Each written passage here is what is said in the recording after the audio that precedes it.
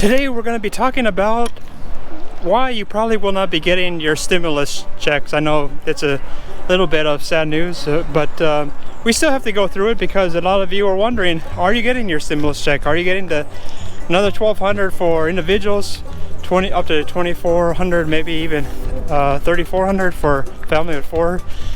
So let's get into it. Democrats and Republicans today, you're talking about what to do with this stimulus. Should there be a stimulus? Should there be unemployment be extended? The extra benefits, that is, because as you know, the original stimulus bill that expired, you originally were getting about $600 a week, and then some employers were complaining that people didn't want to go to work because they're saying, "Hey, I'm making more getting my unemployment check, so why should I bother going to work?" And so that became unpopular. A lot of people online didn't like that. Republicans didn't like that. Democrats are insisting that they want this $600, and Republicans, I think, want it to be around $400. Democrats want it to be around a $2 to $3 trillion bill, and Republicans are at $1 trillion. And so you're wondering, am I going to get another check? I want a new check. And here's why you probably will not be getting it.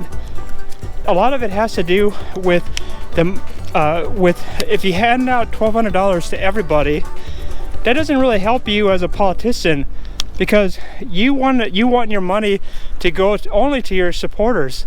If you think about how most pork works, you're spending money on a very targeted small group of people who are usually your political campaign contributors. Like a developer, they give you some checks, political contributions, and then you pay them back by spending a fortune on them. Now, the idea of giving $1,200 to everybody, it makes no sense from the standpoint of a politician, because you don't want to give $1,200 to everyone. That includes people who are not going to vote for you, going to vote against you. It includes giving to kids. That's just not, this is not really the way politicians think. I know you're thinking, but it's the right thing to do, Michael. It's the right thing to do. You should hand out the checks to everybody. Well, that's not the way it works in politics. I think $1,200 checks, I think the people got them. A lot of people were pretty happy, at least they had it. They thought it was an emergency relief, and they were proud of it, happy to have it. But politicians are not, they don't really care if you're happy. They care about making the small group of people who fund their campaigns and vote for them happy. So giving checks to everybody, I don't think that's really makes sense for someone who wants to actually win votes. That's just not how they think. And not only that, but we're getting closer to an election year, as you know. It's almost November. And the truth is that who wants to solve problems before an election? It's a lot easier to say, that group of sinister people, they stopped me from passing this bill. I wanted to protect you. I wanted to do all this good stuff. I was going to create world peace. I was going to give you $10,000 checks. But the other side didn't want you to get it, and they're bad and evil people, and you shouldn't vote for them. It's a lot easier to create unreasonable demands, so that way nothing will happen, because it doesn't hurt them. They're getting checks for not really showing up or doing very little work.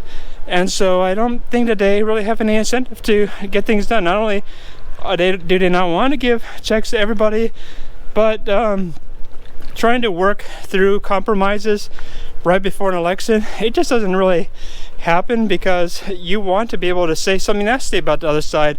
And if you just recently agreed to work with them on this, it's going to get much harder to say, oh, well, they're sinister people and I don't want to work with them. Let's just wait till after election. Meanwhile, you might be in tough shape. Maybe you can't make your mortgage or rent payments, and you're thinking, hey, how come the government doesn't look out for me? This is a example of why these checks, they create too much utopian thinking.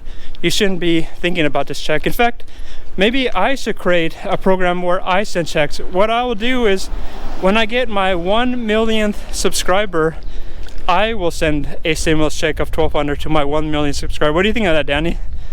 I will send a check to my 1 million subscriber, I will send $1,200 check. Would that be great? You're going to send a check to your 1 million subscribers? Yeah, when it's at 1 million, when I have 1 million subscribers, I will send that person a stimulus check of $1,200. You will write to me and let me know. Say, hey Michael, I'm your 1 million subscriber. But you actually have to be the 1 million subscriber. And I will send you my stimulus check of $1,200. And we're getting close there, so you might want to encourage your friends to subscribe. Maybe they will also be in on this and win. What do you think of the stimulus? Do you think that will pass? I don't think so. I don't think that Pelosi wants it to pass. I think she was outsmarted, I think, in this.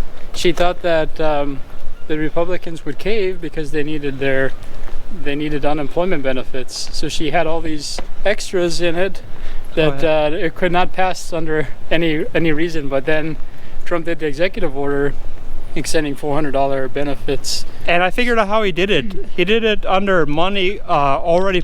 Congress already allocated money for disaster relief.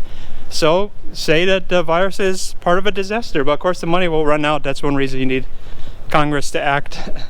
Okay. Well, it's, I don't think, politically feasible yet. I think she's going to try to force something that nobody else wants. Oh yeah, you might say, how is this done? It's called a poison pill. What you do is you put something in there, you know it's unreasonable, you know that there has no chance of passing, but then you say, this is a must. I must have this as part of the bill, or I'm not going to go for it. So you add something like, I don't know, you add another $1 trillion in there. Maybe you say rent can never go up again, or that apartment buildings will become owned by the tenants, something crazy.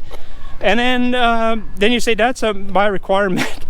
And so the other side says, well, we're not going to go for this. So you purposely didn't want it to go through, so you just added all these other things in order to make sure it never passes. Then you could blame the other side. That's called the poison pill. So as long as the stock market does keep rallying, there's really very little pressure to have a bill passed. Yes. I noticed that in the past, where the stock market was crashing, there was a ton of pressure to come up with some agreement immediately. Huh, that is a good point. But that's not happening this time. Why don't the politicians just tell people to create passive income? They can buy dividend stocks, and if they have a few $100,000, they can buy dividend stocks and they will get their own stimulus check every so often. What do you think about that? So they encourage that instead. Why don't you just use your own money, buy some dividend stocks? You'll get your stimulus that way. They're not going to do that because they don't want the poor to ever invest in stocks. Oh yeah, I have a feeling that a lot of the leaders in the Democratic Party are probably very upset about the fact that there's a lot of new day traders. Why would they be upset with the new day traders? They're learning to handle their own finances. Oh well, but most day traders lose though, don't they? That is true. When the market collapses, they're going to be begging for their bailout. You know, in China, when you lose money in the stock market, what happens? The people actually have a protest at a government office, and sometimes the government actually does pay them off to go away. Can you believe that? That's actually how it works in China. They don't protest about, I don't know, government corruption. They're like, I lost money in my peer-to-peer lending. I lost money in the stock market. Can you help? You know that? I heard of it. And but don't think of this. Don't try doing this here. I know it's kind of funny to think about protesting in China. That actually works, but that's a very limited thing. So anyway, here, if you lose money, you could protest. Like you could protest, hey, I want my stimulus check. You're not going to get it though, because basically the clouds are moving against it. It's just not going to happen.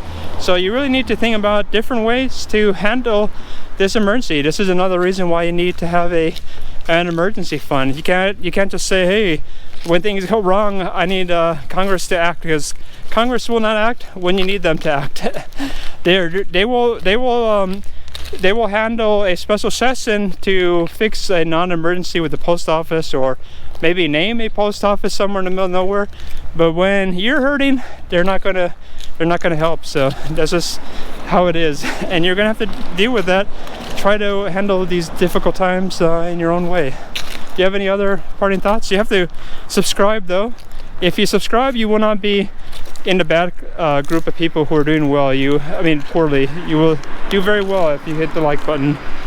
And be sure to check out our travel videos on my channel. Yeah, so I guess I could put a link. Will be in the description.